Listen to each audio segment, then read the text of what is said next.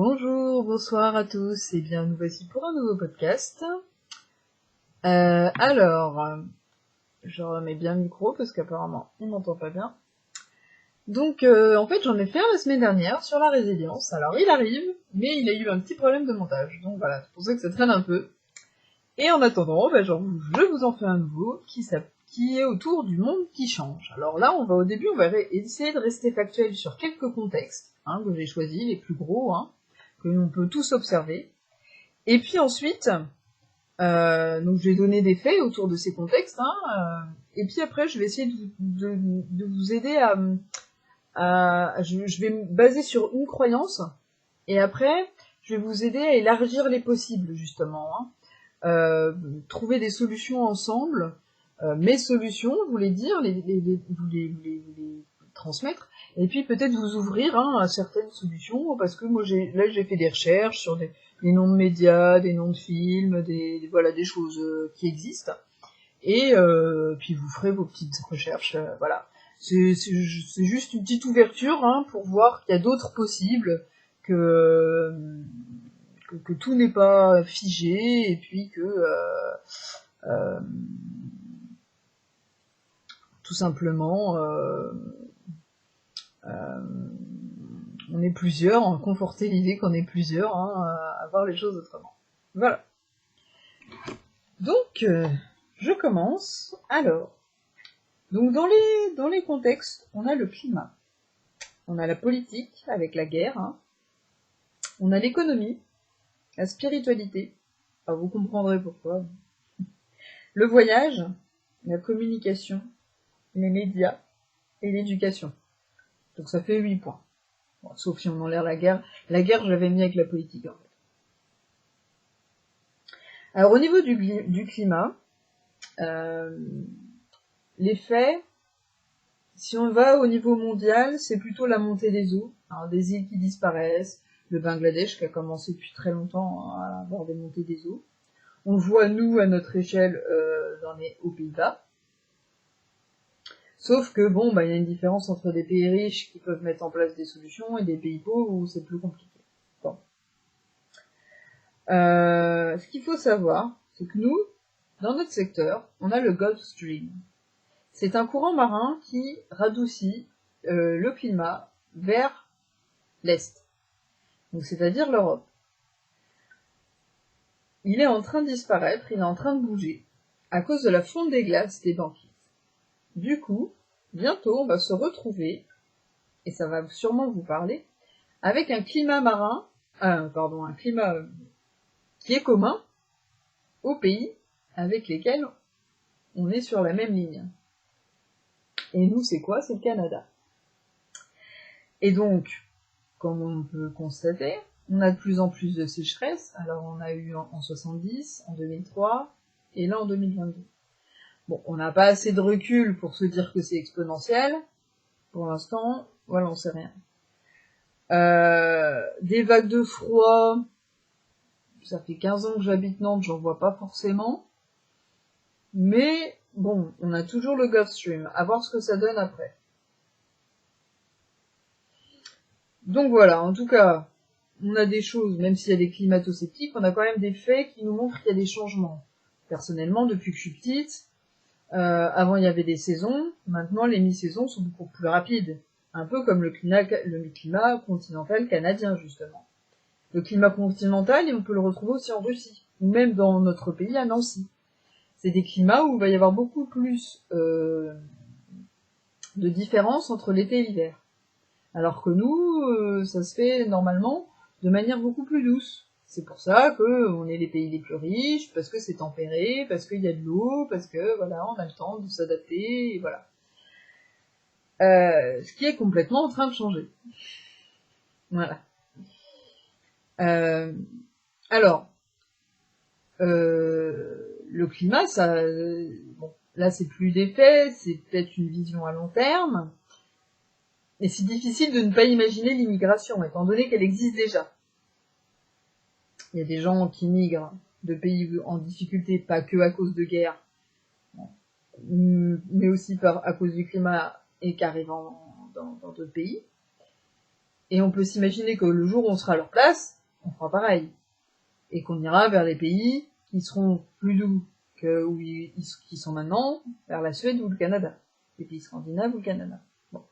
C'est une spéculation qui reste dans une certaine logique.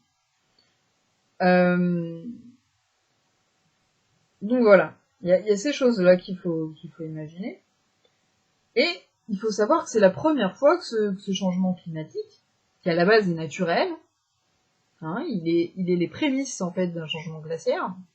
Là, c'est la première fois que l'homme a accéléré ce changement, donc qui empêche les organismes vivants, que ce soit nous, les animaux, les végétaux, les minéraux, de s'adapter, de prendre le temps de s'adapter.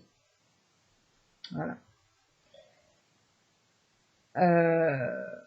Parce qu'on sait que,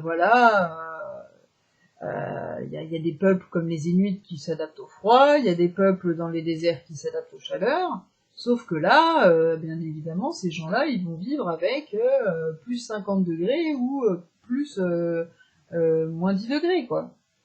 Donc, effectivement, il y a quelque chose à réfléchir à ce niveau-là. Bon. Donc là, on est sur le climat. Ensuite, on va aller en termes de politique. Alors, politique dans le sens large, hein, c'est les choses du peuple. Hein. Bon, c'est res publica, c'est les choses du peuple. La politique, c'est ce qui concerne le peuple. Et donc, déjà, on peut constater donc cette guerre. Hein. Il y a l'immigration. Et les guerres, qu'est-ce que ça implique? Ça implique la solidarité. Alors, ce qui serait intéressant, c'est que cette solidarité, elle crée le sentiment de solidarité qu'on retrouve à chaque guerre. Ce qui est le cas avec les Ukrainiens, hein, d'ailleurs. Ce qui n'est pas forcément le cas avec les autres guerres qu'il y a dans le monde. C'est là qu'on voit quand même, alors je reste factuel, que la mondialisation amène des choses, mais on reste quand même centré sur ce qui nous ressemble le plus. Voilà. Pour la plupart des gens, hein. Je ne dis pas que vous n'êtes pas comme ça. J'essaye de faire un étage global et général des choses que j'observe. Hein, on est bien d'accord.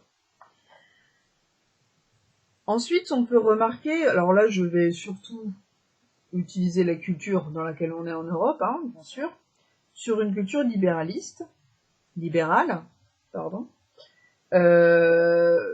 moins forte qu'aux États-Unis, mais tout de même libérale, puisque bon, on sait que notre président a été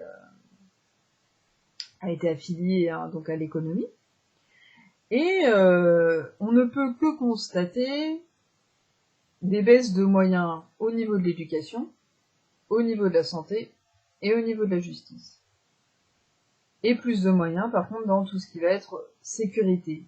Mais la sécurité, pas dans le sens préventive, mais répressive. Voilà, c'est un état de fait.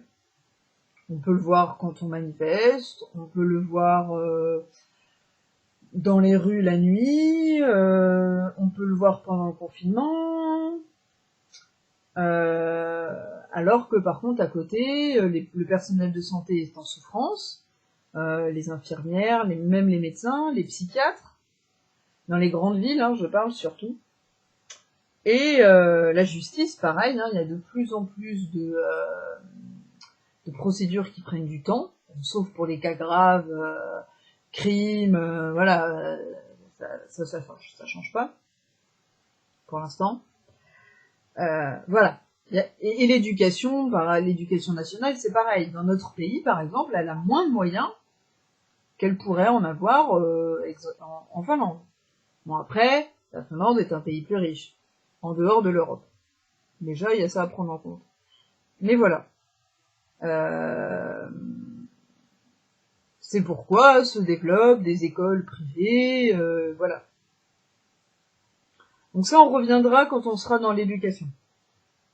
C'est juste au niveau politique pour dire, voilà, l'état de fait que j'observe. Alors, je me trompe peut-être, il y a peut-être d'autres choses hein, que vous pouvez voir. Je voulais voir les changements qui existaient actuellement et globalement. Donc, dans la politique extérieure, il y a surtout à gérer la guerre et la Covid. Effectivement, j'ai oublié ça quand même, il y a la Covid. Donc, gérer des choses qui nous dépassent finalement. Et donc, c'est comment équilibrer ce qu'on peut contrôler, ce qu'on peut pas contrôler. Donc, c'est ça que sont en train de gérer les États actuellement. Alors, ça peut être très intéressant de faire miroir avec ce que nous, on vit personnellement. Et donc, on se rend compte qu'il y a des secteurs qui sont beaucoup plus atteints que d'autres. Voilà, c'est ça que je voulais montrer tout simplement. Voilà. Alors, en termes d'économie, donc on est dans le libéralisme. Actuellement, on est dans une période d'inflation. Et donc, pour que l'inflation puisse continuer à perdurer, l'idée, c'est de continuer à consommer. Donc, de donner du pouvoir d'achat. Voilà. Alors, ce pouvoir d'achat-là, il est limité, hein, bien sûr. Comment dire, là, on le voit bien avec les problèmes énergétiques liés à la guerre.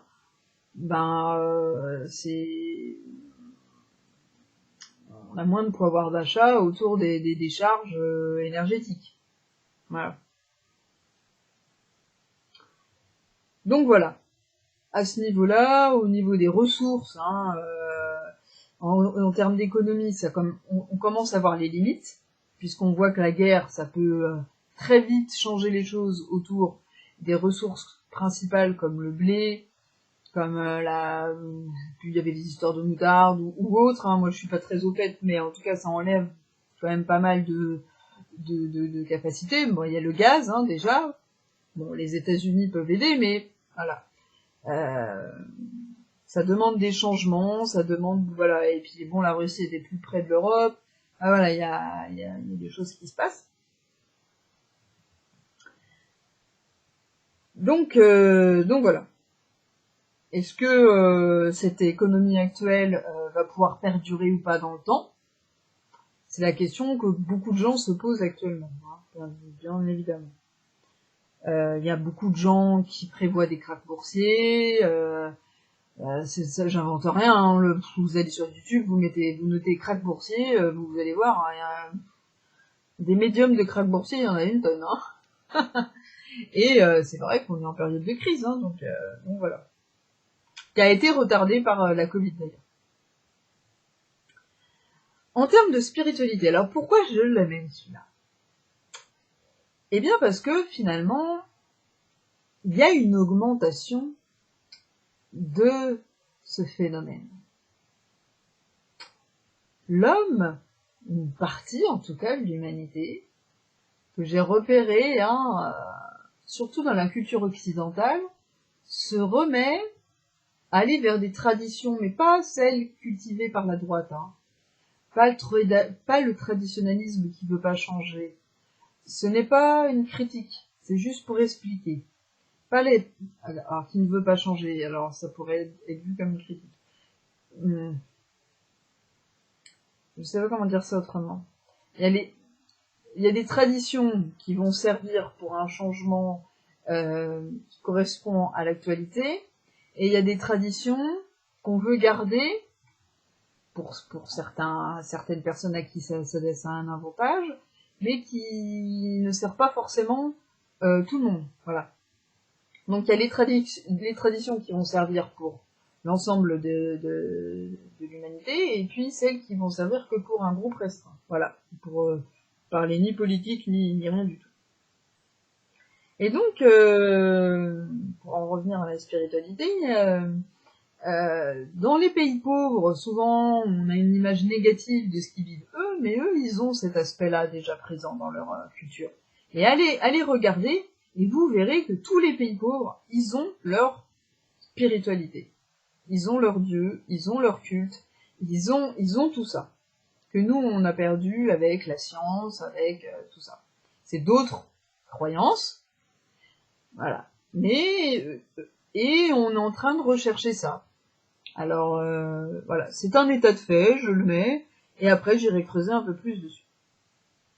Alors, il y a aussi les voyages. J'ai remarqué que, de plus en plus, grâce à la mondialisation, ou à cause, comme on veut, hein, il y a de plus en plus de voyages. Et il y a deux manières de voyager. Hein. Quand je parle de voyage, c'est des voyages extérieurs. Des gens qui vont voyager pour le travail, des gens qui vont mettre des sous de côté et qui vont voyager beaucoup, qui vont faire des road trips, comme on appelle ça maintenant. Donc il y a celui qui va être juste pour découvrir ou être un exutoire par rapport au travail, parce que maintenant il y a de moins en moins de CDI, donc les gens sont en CDI, ils passent d'un CDD, ils se posent, ils vont en voyage, ils recommencent un CDD. Enfin voilà, il y a ce changement hein, de vie qui s'est greffé à ça. Et puis aussi le tourisme intelligent, écologique. Il y a aussi celui-là. Donc pour aller découvrir d'autres possibles, d'autres façons de vivre, voilà. Donc il y a les deux avantages de la mondialisation hein, par rapport au voyage. Et après on parlera d'autres manières de voyager, mais ça va être plutôt dans les solutions. Bon. Alors j'ai relié un peu voyage à communication. Dans communication, j'avais l'idée des réseaux sociaux. Alors les réseaux sociaux, c'est pareil, ils ont un double aspect. Ils nous permettent grâce à la mondialisation, Internet, hein, qui à la base était créé par l'armée, de nous relier à tout le monde sur Terre. Sauf que, effectivement, on peut parler à beaucoup de gens, on peut se connecter avec beaucoup de gens, mais comme pour toute chose, comme pour la religion, la science, le capitalisme, en eux-mêmes, ils sont pas nocifs. C'est la manière dont nous on s'en sert qui peut être toxique ou pas. Et dans les réseaux sociaux, on peut retrouver les deux. Soit on a des personnes qui vont se cacher derrière leur écran, leur ordinateur et ne vivre qu'à travers ce genre de relations. Et là, du coup, ça devient il y a de l'isolement, il y a un peu comme le confinement a pu faire, il y a de plus en plus de barrières qui vont se mettre entre les gens. Et d'un autre côté, par contre, c'est un bon moyen aussi d'avoir accès à des groupes d'associatifs, des groupes de solidarité, des concerts, des événements qui existent aussi dans notre ville et qui nous font bouger. Donc il y a un double aspect, voilà, il y a un double aspect, c'est voilà. Moi je reste factuel, j'essaye pas voilà. Je vous donne ce qui vient comme ça. Et puis, on a les médias. Alors les médias, on va pas parler des médias alternatifs. Je vais vraiment me concentrer sur ceux qui sont à la radio et ceux qui sont à la télé. Bon, non, plus ou moins, on va dire qu'Arte, bon, ils sont un peu moins politisés, mais quand même un peu de plus en plus. Et au niveau de la radio, bon, je sais pas, je l'écoute pas, mais disons, si on reste sur l'actualité, c'est quand même très orienté. C'est plus rare qu'avant de trouver un journal qui va être neutre. Par exemple, avant Le Monde, c'était neutre. Ce qui n'est plus le cas. De mon point de vue, hein. Après, chacun pense ce qu'il veut. Donc voilà. Donc les médias, de mon observation, par les faits, j'ai l'impression qu'au lieu de nous donner des informations factuelles, ils vont plutôt aller chercher notre affect. Hein, et puis ils vont utiliser les stratégies américaines de CNews, ou de la BBC, non c'est anglais, qui vont nous répéter plusieurs fois les informations, il y a des stratégies, et voilà, on va être dans l'affect, on va montrer des images très très dures, et on va mettre que des gros titres affolants qui vont toucher l'affect. Et donc du coup, au lieu que ce soit le mental qui réagisse, le côté rationnel, ça va être le cerveau reptilien de l'affect, et donc du coup, c'est un premier moyen enfin, pour moi, c'est une manipulation. Voilà. Pour moi, à travers ce fait-là, j'interprète ça comme une manipulation. En tout cas, si on veut pas aller dans cette interprétation-là, les médias vont aller chercher plutôt l'affect chez nous que la réflexion rationnelle. Ensuite, on a l'éducation, c'est le dernier point. Alors l'éducation a de plus en moins de moyens. Alors l'éducation nationale, hein, je parle bien. Donc c'est très compliqué pour les professeurs parce que en plus l'institution de la famille change. C'est-à-dire que le professeur, avant, il avait juste le rôle de professeur. Maintenant, les élèves sont un peu dans le mal-être par rapport à l'institution de la famille qui est défaillante. On peut en revenir ensuite à la famille, c'est vrai que je l'ai pas mis dans les contextes. Donc il va avoir le rôle de flic, il va avoir le rôle de psy, parce que les psychologues scolaires, il y en a très peu. Il va avoir le rôle de flic, parce que des fois il peut arriver des choses un peu graves dans les écoles, pour mettre des barrières, hein, que les parents ne mettent plus aux enfants, parce que, voilà, on verra ça dans le contexte de la famille. Et puis, voilà, il va avoir plusieurs casquettes, et ça va être très compliqué à gérer. Et puis avant, le prof était libre dans sa pédagogie, ce qui n'est plus le cas. Voilà. Donc il y a des choses à réfléchir en termes de moyens autour de l'éducation. On sait de plus en plus que dans la politique autour des lycées et des collèges, on va vers une politique d'entreprise, hein, parce qu'on amène les élèves à être des travailleurs. Donc voilà. En restant sur les faits, on en arrive là. Et il y a la famille. Alors la famille, effectivement, c'est une institution qui a pris un grand coup sur le nez depuis quelques années, et donc du coup elle est de plus en plus instable. On va avoir les familles donc parentales lambda, et on va avoir les familles monoparentales, on va avoir les familles recomposées, et les familles homosexuelles, et bien d'autres encore. Hein. Donc, moi j'ai rien contre, hein, aucun problème. C'est juste que, par contre, au niveau des enfants, ça va avoir un impact. Voilà. Donc, la famille cherche sa place un petit peu en ce moment, on va dire ça comme ça. Pour rester factuel. Donc voilà, moi je vous ai donné des contextes, je vous ai donné des faits. Maintenant, vous en faites ce que vous voulez, hein, bien évidemment, vous êtes libre d'en faire ce que vous voulez. Moi, je vais passer sur une croyance qui est assez globale pour vous faire comprendre pourquoi j'essaye d'élargir, hein, trouver des solutions pour chaque contexte, et essayer de faire changer de point de vue sur ces choses actuelles. Faire comprendre en quoi on pourrait les faire changer en bien. Parce que là, ça change, mais l'impression générale, l'égrégore collectif qu'on ressent tous en ce moment, il n'est pas forcément positif. Alors comment on pourrait amener l'inverse? Donc moi, j'ai envie de partir d'une croyance quand même, c'est que souvent, dans notre éducation, on nous a appris que c'est l'autre qui doit faire à notre place. Mais si on a un besoin, c'est surtout à l'extérieur qu'on va aller le chercher. Par exemple, dans Disney, on va nous dire, bah, le prince charmant, il va nous sauver. Le politicien, le président, il va nous sauver. Donc voilà. C'est l'idée du libre arbitre et du déterminisme. Vous, qu'est-ce que vous en pensez par rapport à ça? Alors, quand je dis nous sauver, c'est-à-dire que on a voté et après c'est quelqu'un d'autre qui prend en main les choses et on n'a plus rien à faire. Pareil, c'est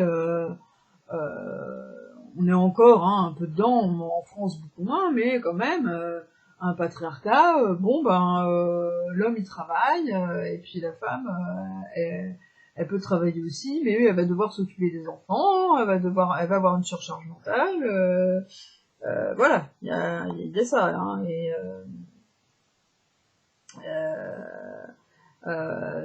j'ai des soucis dans ma vie, peut-être que mon couple va m'aider à m'en sortir, au lieu d'aller chercher à l'intérieur de soi pourquoi il y a ces soucis-là. Souvent on va chercher à l'extérieur. Bon, maintenant on a de plus en plus la culture du psy, de la psychologie, de la spiritualité qui nous font changer ces aspects-là. Mais faut pas oublier l'ego spirituel, hein, qui peut bloquer à un moment donné.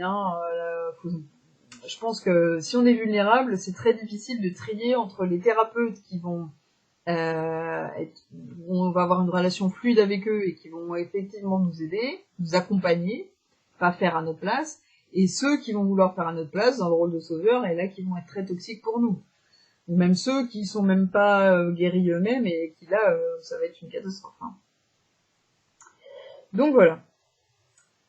Donc mon idée, c'est soit le changement que tu veux voir en ce monde.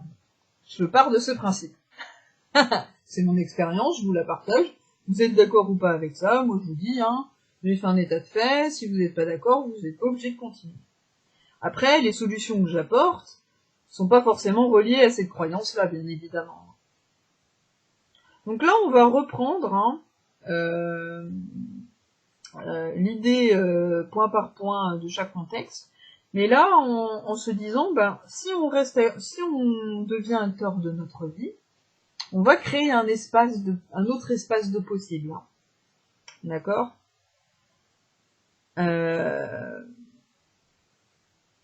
Voilà. Alors, je dis pas que c'est facile. Hein. Ça demande d'être à l'écoute de soi, de nos besoins, de faire des choix qui des fois peuvent être drastiques, mais c'est bien de les faire avant de faire un burn-out et de se rendre compte que notre métier ne nous plaît pas, qu'on veut éventuellement changer ou qu'on n'est même plus capable d'en faire.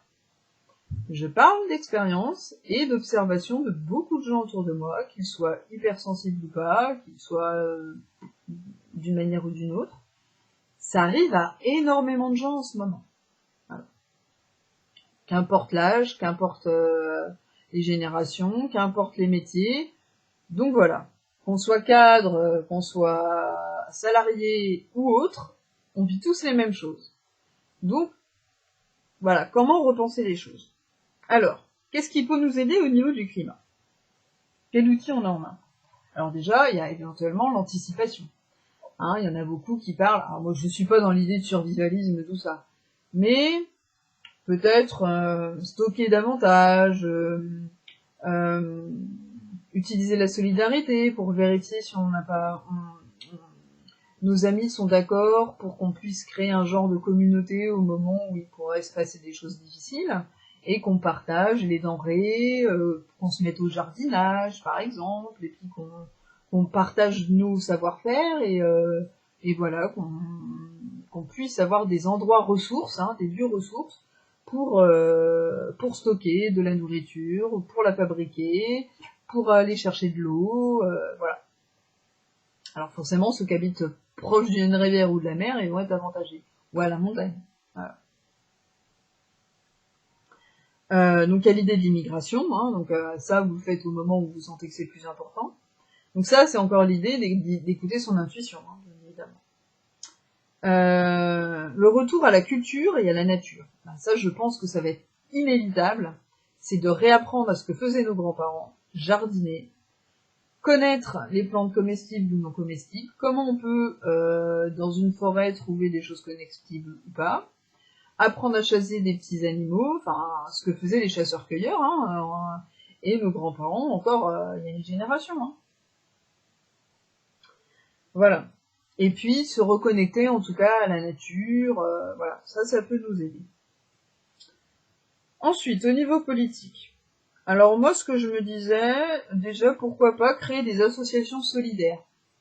Donc, qu'on ait envie de changer les choses de l'intérieur, ou d'être dans des associations selon vos convictions de base, hein, ou peut-être même vos croyances, hein, les catholiques, eux, ils vont plutôt être dans la charité, voilà, hein, je pense à ça, par exemple. Ou alors les personnes qui veulent être dans des mondes alternatifs, bon bah voilà, ça va être des choix différents, mais pour un but commun. C'est le monde change, comment on s'y adapte, et comment on peut changer le monde, mais sans voir ça de manière catastrophique, justement, en amenant des choses positives. Ce qui veut pas dire qu'il peut pas arriver quelque chose de fatal, genre une météorite qui tombe, ou des trucs comme ça, mais ça on peut pas le contrôler. Là, je parle vraiment des choses où on a... De toute façon, ça nous rassurera forcément de faire des choses sur lesquelles on a le contrôle. Même si c'est très important pour notre équilibre mental d'aller vers là où on n'a pas de contrôle, d'accepter de lâcher là où on n'a pas le contrôle, c'est évident. Ça, c'est un gros travail à faire sur soi, mais c'est pas le sujet. Donc ensuite, donc je disais connaître les plantes qui guérissent et les plantes médicinales et puis celles aussi qui nous permettent de manger. Et équilibrer aussi avec le savoir des médecins et de la science. Hein. Je ne dis pas de les mettre de côté. Alors peut-être aussi au niveau de la science s'intéresser à la physique quantique pour voir qu'est-ce qu'elle peut nous apporter. Voilà, par exemple.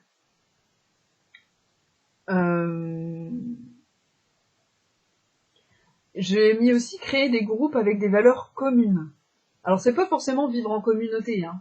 Ça peut être juste créer des groupes de soutien, ou par exemple au travail, au lieu d'être dans l'idée du patronat, dans la hiérarchie verticale, vous pouvez essayer une hiérarchie horizontale en créant une scope, par exemple, où chaque salarié va être actionnaire, et donc ce sera un peu comme une réunion participative, une démocratie participative.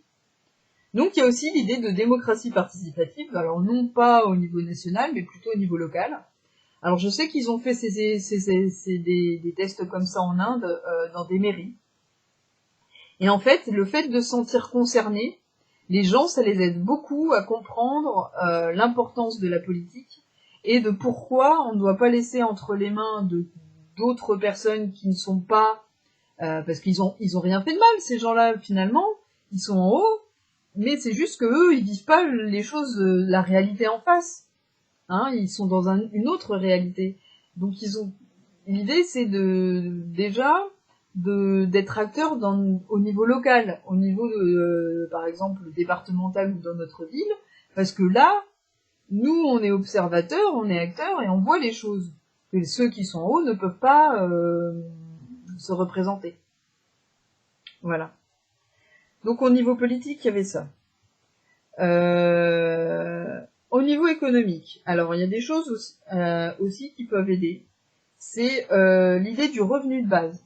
Alors le revenu de base, on en avait parlé avant les élections de Macron et je sais plus, c'était Hamon, hein, je crois qu'on parlait, mais d'une autre manière. Et Macron, lui, il avait voulu faire ça, mais autour du salaire, donc que pour les gens qui travaillaient. Alors c'est l'idée finalement que chacun, qu'importe la richesse qu'on ait acquise, chacun naît avec une base, et comme ça permet de baisser une charge mentale et de permettre de développer l'éducation et le travail sur soi. Alors j'ai mis quoi? Éducation et...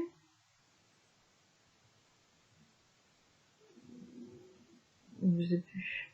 Bon, ça reviendra. Et alors il y a l'idée aussi de monnaie locale. Alors le revenu de base, hein, je dis pas que c'est quelque chose de parfait, mais ça pourrait être une transition. Alors la monnaie locale déjà, ça peut être une transition au revenu de base. La monnaie locale, ça existe déjà. Il y a déjà des essais partout en France et dans d'autres pays. Et donc c'est pour refaire, redonner de la vie à la monnaie, de manière locale, pour permettre d'enrichir les lieux et permettre une meilleure économie. Donc ça, vous pouvez aller vous intéresser à monnaie locale, vous regardez sur internet, il y a beaucoup de choses qui existent autour de ça. Après, revenu de base, pareil, je vous le dirai tout à l'heure avec les sources sur lesquelles je me suis inspirée. Il y a un groupe qui parle vraiment du revenu de base. Et même les Verts, c'est le seul parti politique, je crois, peut-être l'extrême gauche aussi, je suis pas allée vérifier, mais eux parlent du revenu de base. En plus de Hamon, mais je sais pas si c'est exactement la même version. En tout cas un revenu universel. Et donc voilà. L'idée, c'est pas de faire en sorte que y ait des gens qui choisissent de rien faire de leur vie et puis d'autres qui travaillent. Non, c'est pas ça. C'est de créer de donner assez d'argent, assez mais pas trop non plus, pour permettre de pas être en mode survie et de libérer de l'espace pour s'éveiller et se permettre d'aller vers des travails qui sont pas des travails de survie, mais des travails que l'on aime. Et peut-être éventuellement d'avoir l'espace pour changer l'éducation, parce que je pense que c'est vraiment la base pour que notre société ait une transition. On verra ça plus tard, le point éducation va venir après. Ensuite, il y a l'économie basée sur les ressources. Alors ça, c'est créé par Jacques Fresco. Je vous invite à aller voir ça sur Internet. Pareil, je vous donnerai les références. Donc, il y a différentes formes d'économie qui ont été mises en avant et qui pourraient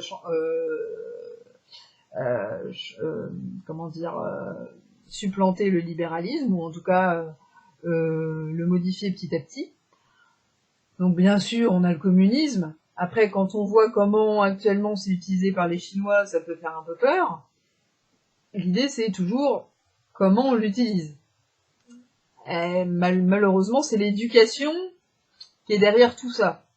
Donc c'est peut-être l'éducation qu'on a besoin de changer grâce à des prises de conscience qui nous permettront ensuite de changer l'économie et le politique. Donc voilà, bon. C'est pour ça que je propose des choses plutôt au niveau local pour l'instant.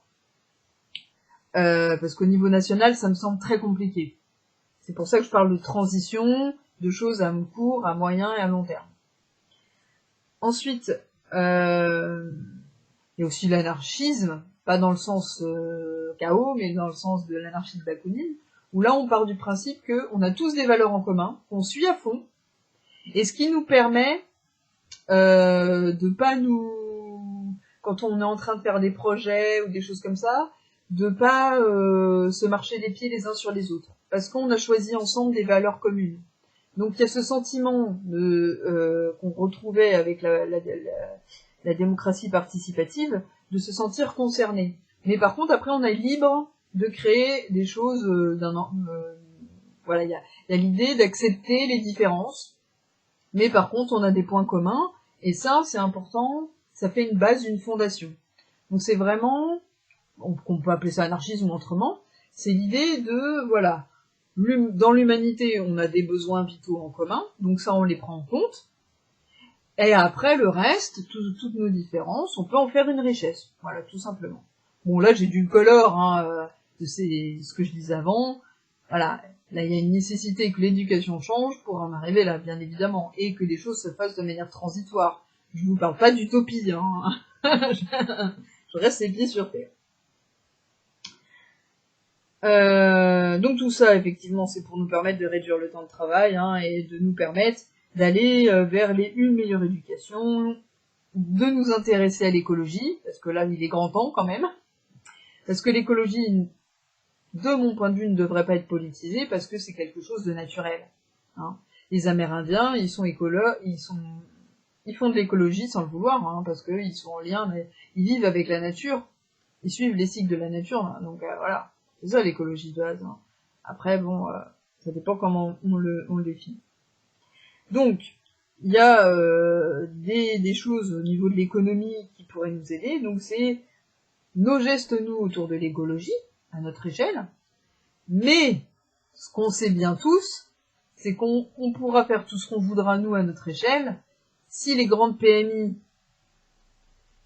ne changent pas les choses autour, surtout de la pollution, ça va être compliqué. Même au niveau nucléaire, des énergies fossiles, tant qu'on trouvera pas des solutions avec l'énergie renouvelable, parce qu'on on a découvert des failles à ce niveau-là, tout ça, bon, voilà, ça reste compliqué. Après, on sait, qu'il y a eu à un moment donné des chercheurs, comme Nikola Tesla, qui avaient des brevets et qui n'ont pas été mis en place. Donc à se demander pourquoi, mais en tout cas ça existe. Il y a des gens qui ont proposé des solutions et ça existe. Donc je vous invite à aller voir ces choses-là si ça vous intéresse. En termes de spiritualité, alors, moi ce que je voulais surtout dire par rapport à ça, c'est que faut faire bien attention. Donc cet essor de spiritualité est très positif, et l'idée c'est vraiment de chercher un équilibre entre le libre arbitre et de déterminisme. Parce qu'on est dans un monde où on est vraiment, c'est comme si tout était déterminé par un contexte, donc notre famille, notre éducation, et on nous parle beaucoup ça en philosophie, le libre arbitre, on n'y croit pratiquement plus. Alors que finalement, on a toujours le choix entre le bien et le mal, la facilité ou les choses difficiles. Et on veut pas aller vers ce qui est difficile, donc du coup, on tourne en rond. Et ça, l'humanité, elle le fait très bien depuis des millénaires. Donc il y a cette idée-là. Il y a l'idée aussi de reprendre du pouvoir. Hein. Je suis le maître de mon destin, le capitaine de mon âme. J'adore lire ce qu'il y a sur mon mur.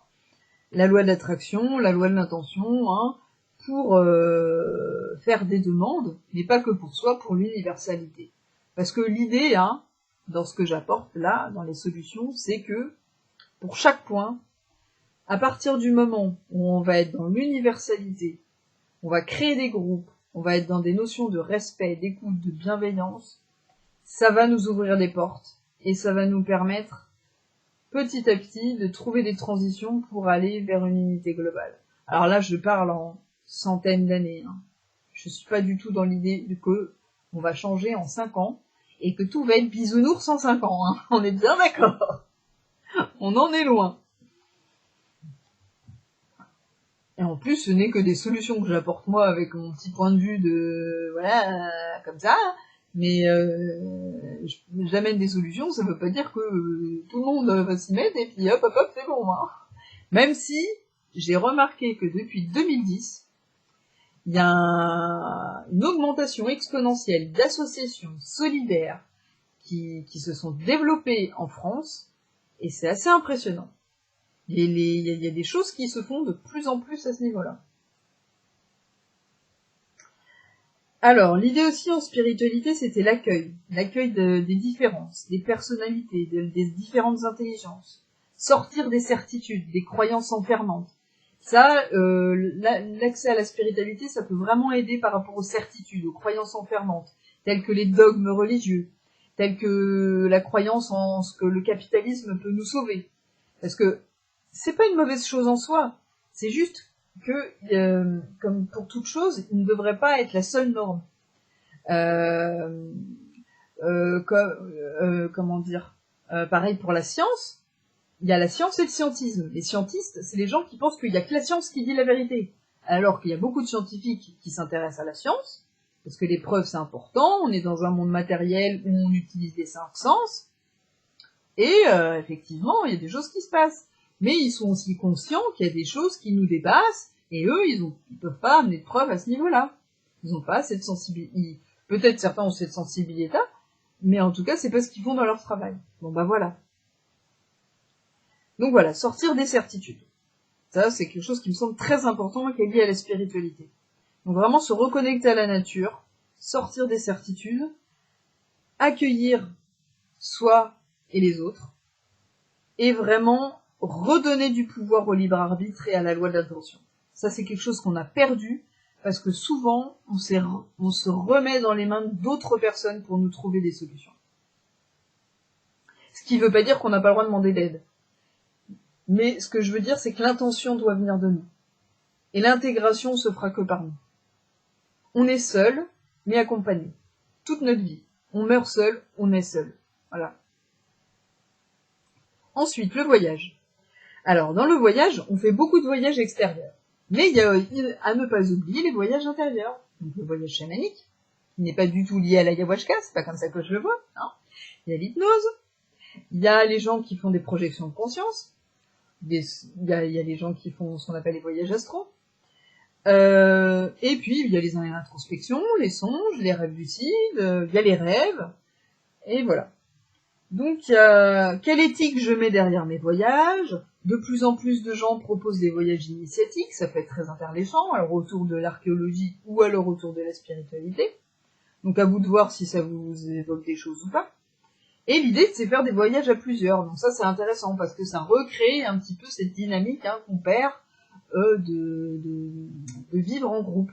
Parce que là, factuellement, on se rend bien compte que le confinement nous a bien aidé à nous mettre des barrières sociales et que, pareil, les écrans, ça nous amène à nous couper des autres, finalement. Et les réseaux sociaux aussi. Hein. Et puis même les séries, moi je vois Netflix, j'ai ce défaut-là, des fois je regarde des séries en boucle et je me rends compte que je perds complètement du temps, quoi. Et c'est pour ça que, à côté, je suis dans beaucoup d'associations pour compenser ce truc-là, pour rencontrer des gens.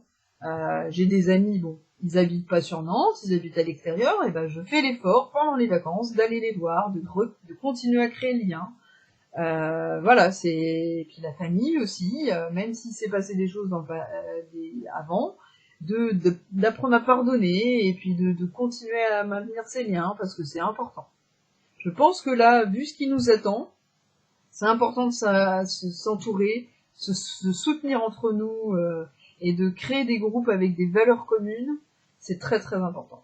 C'est mon point de vue personnel par rapport à ce que voilà. J'essaie de vous apporter des choses positives puisque en ce moment je sens vraiment un égrégore négatif et l'idée c'est vraiment d'apprendre à s'en distancier et d'aller se focaliser sur les choses qu'on peut faire. Voilà. Après, peut-être que je vous ferai un podcast sur le lâcher prise aussi, hein. Mais c'est pas dit que je vais pas faire un podcast qui va parler de l'inverse. Enfin, l'inverse, l'opposé, disons-nous. Il va nous dire, bah voilà, il y a certaines situations où on peut pas faire grand chose et je vous invite à lâcher prise. Mais là, bon, c'est pas le sujet. Ensuite, on a la communication. Donc, ce que je vous invite à faire, c'est d'aller dans les réseaux alternatifs. Il en existe de plus en plus. Bon, il y avait Telegram, apparemment, il va devenir aussi, comment on dit, censuré que Facebook, malheureusement. Mais vous pouvez utiliser les réseaux pour créer des sorties, ou alors en faire avec des gens qu'on propose. Voilà. Être dans des groupes mais vous voir en vrai. Par exemple, moi quand j'étais jeune je jouais à World of Warcraft, donc un MMORPG, un jeu vidéo, mais par contre j'avais créé une guilde et on se voyait en vrai à Paris. Voilà, il y a vraiment ce truc là. Accepter effectivement, pourquoi pas, de communiquer à travers les réseaux sociaux, mais vous pouvez compenser avec le reste. L'idée c'est vraiment de la compensation, voilà. Et donc les médias, aller vers des médias alternatifs, tels que radio, TV, journaux. Moi je vous invite grandement à vous couper de tout ce qui va générer de l'affect et répéter en boucle comme BFM TV ou je veux pas dire d'autres noms, mais bon vous voyez très bien ce que je veux dire, qui amènent des énergies toxiques parce qu'ils utilisent des stratégies pour ça. Je suis pas du tout dans la théorie du complot, vous allez regarder sur internet, franchement c'est dit, hein. Même les Américains le disent, c'est news, ils ont créé cette chaîne pour ça. Allez vous renseigner, hein. Je suis pas du tout dans les théories des complots, ça ne m'intéresse pas. Quand on a parlé du Covid, les anti-vax, moi j'étais contre le principe de liberté, mais par contre le vaccin en lui-même, je suis pas médecin, je suis pas là pour dire qu'est-ce qu'il y a dedans ou pas, ça ne m'intéresse pas. Toutes les choses sur lesquelles c'est flou, c'est vague, mais ces théories-là, ça m'intéresse pas. On va aller sur le dernier point, qui est l'éducation et la santé. Donc là, l'idée, ce serait d'augmenter les moyens, de peut-être s'orienter vers des écoles de nouvelle pédagogie. Alors malheureusement, c'est des écoles privées. Ce qui serait intéressant, c'est d'inviter les écoles publiques à le faire. Alors mon beau-père, il a réussi à le faire, lui. Il a été dans une école Freinet, parce que tous les enseignants pratiquaient la même pédagogie. Donc c'était pas une école privée, c'était une école publique. Parce qu'il était en Vendée et bon, lui, les écoles privées en Vendée, c'est lié au catholicisme, quoi. Alors, bon. Et donc voilà, je vous montre que c'est possible. Il y a aussi, pourquoi pas amener la méditation ou la philosophie chez les petits à l'école. Ça peut être très intéressant. Il y a l'école à la maison, faut pas oublier. C'est pour ça que je parlais de revenus de base, c'est aussi pour baisser la charge mentale des parents. Inviter les parents aussi à échanger les rôles, que ce soit pas toujours la femme, parce que malheureusement, il y a encore des études qui prouvent que c'est la femme qui se charge de beaucoup de choses. Et que par exemple, au niveau de la maternité, celle qui fait la pause, c'est la maman et pas le papa. Alors qu'il y a encore des congés paternité. Malheureusement, ils sont plus courts, mais bon, ils existent. Et donc, il y a l'école à la maison, qui peut être intéressant. Il y a aussi des écoles alternatives. Enfin, voilà. Il existe d'autres possibles, je vous le dis. Voilà. Et ça ne veut pas dire que votre enfant, il va être mal éduqué, allez vous intéresser au moins à Freinet. Il était capable de partir du besoin des enfants pour aller vers l'éducation. Et il arrivait à suivre tout son programme en entier. Et il faisait une pédagogie différente, tout simplement. Mais par contre, il arrivait à suivre son programme. J'ai fait ça quand j'étais en école d'éducateur, j'ai trouvé ça hyper intéressant. Et ça marche aussi pour les adultes, hein. Il y a, je sais plus son nom, celui qui a travaillé sur les adultes, enfin les jeunes adultes, quoi, les étudiants. Le nom m'échappe là, mais voilà, il y a un pédagogie nouvelle, il y a Montessori, il y a tout ça, enfin voilà, je pense que vous connaissez. Donc maintenant, voilà, maintenant que j'ai fini de donner quelques petits outils qui viennent de ma tête pour vous ouvrir à d'autres possibles, hein, eh bien je vais vous donner quand même les sources. Alors en film, j'avais Demain, donc le film Demain, hein, qui me venait en tête, parce que ce que j'aimais bien dans celui-là, c'est qu'il nous donne des solutions concrètes. Et ça, j'ai beaucoup apprécié. Ça reste... voilà. Puis ça permet une transition. Hein, j'aime beaucoup les solutions qu'ils apportent dedans. Je les raconte pas parce qu'il y a là, la plupart, j'en ai parlé. Hein. Donc, et puis je vais le dire aussi avec d'autres noms de films, alors voilà. Donc il y a le film Permaculture. Voilà. Donc une autre manière de faire la culture. Alors l'avantage de la permaculture, c'est que c'est aussi une philosophie. Et la permaculture, en fait, hein, pour vraiment grosso modo, hein, c'est que on est capable de cultiver sur très peu de terre. Bon, désolé, j'ai une petite coupure parce que j'ai des problèmes de stockage sur mon ordinateur. Alors, j'en étais dans les films. Donc, je vous ai parlé de Demain, hein, qui apporte des solutions très concrètes que j'ai beaucoup appréciées. Il y a le film Permaculture. Alors là, l'idée, c'est grosso modo, hein, parce que en fait, la permaculture, ça observe la nature, comment elle marche, hein, pour permettre d'être plus fertile. Et ils se sont rendus compte qu'ils arrivaient sur des plus petites surfaces, à créer beaucoup, à avoir de l'abondance, beaucoup plus que sur des terrains très grands. Donc c'est très intéressant d'aller creuser là-dessus. Alors il y a Enquête de sens que j'ai lu avant Demain. Je l'aime bien, mais il m'a moins parlé. Il y a Vie sauvage, voilà. Entre autres, en film, il y en avait d'autres, mais ils étaient très orientés, donc je vous invite à aller voir. Hein. Quand vous allez sur Internet, vous voyez les 20 films sur la vie alternative ou je sais plus ce que j'ai mis comme mot-clé, mais voilà, vous allez trouver facilement. Ensuite, autour de l'économie, moi j'ai EMBR, donc c'est Mouvement de l'économie basé sur les ressources. Pour le revenu de base, c'est Mouvement français des revenus de base. Au niveau des monnaies locales, vous tapez monnaie locale, vous allez trouver tout ce qu'il faut. Dans les grandes villes, surtout, il y a beaucoup de choses à ce niveau-là. En termes de médias alternatifs, j'ai Mediapart, Agoravox, Monsieur Mondialisation, Reporter. J'ai mis Mouton enragé. Enragé, ça me plaît un peu moins, parce que ça fait rageux, mais bon. Voilà, hein, moi je suis plus pour la bienveillance, mais pourquoi pas. Assumons un peu le côté... mais voilà, pour moi la révolution, elle va pas être dans l'agressivité, mais plutôt intérieure, ou en faisant à côté, mais voilà, c'est pas ce que je prône, quoi. La révolution frontale, quoi. Il y a d'autres médias alternatifs qui là vont vous ouvrir les yeux sur des choses un peu plus inexplorées. Donc on a Nurea TV, on a un magazine comme Icaris, Inexploré. Il existe des listes hein, d'éco-villages, mais aussi d'oasis, hein, donc créées par... Ah, zut, je suis fatiguée pour que ça me parte comme... Pierre Rabhi, voilà.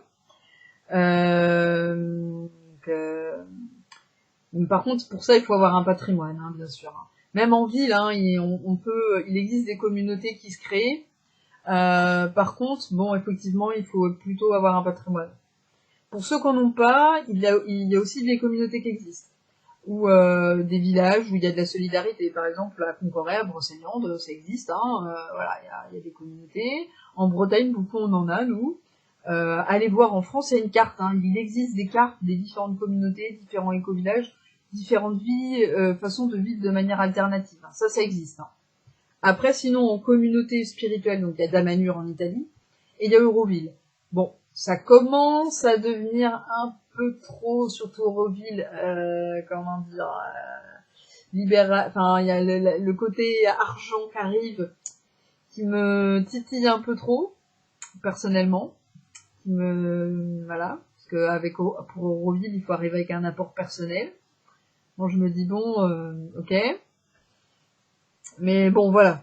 Vous, si ça vous parle, je vous le dis. Ce qui me fait réfléchir aussi, c'est tout ce qui s'est passé, nous, à Nantes, au niveau de la ZAD, par rapport à l'aéroport. On s'est rendu compte que les gens, ils arrivaient à vivre ensemble, en communauté. Alors, il y avait l'aspect négatif, des gens qu'on appelait les punks. Moi, je mets des guillemets parce que le mot punk, on peut mettre tout et n'importe quoi derrière. Qui, eux, étaient plutôt dans la révolution vindicative. Et il y avait Semtazad, qui, eux, cherchaient justement à vivre en paix avec les agriculteurs, avec les politiciens, et qui créaient une communauté autonome, autogérée, et ça, je trouve ça très intéressant. Personnellement, j'ai participé à ce genre de choses. Alors, ce que j'ai observé, c'est que pour sortir d'un système, si on ne fait pas un développement personnel, on a tendance à reproduire le système. Donc, l'idée, c'est d'avoir vraiment une transition pour aller vers ça. Sauf si on a vraiment tout à perdre. Donc, on ne sait pas ce qui va nous arriver, on verra bien avec le climat et la politique, mais voilà.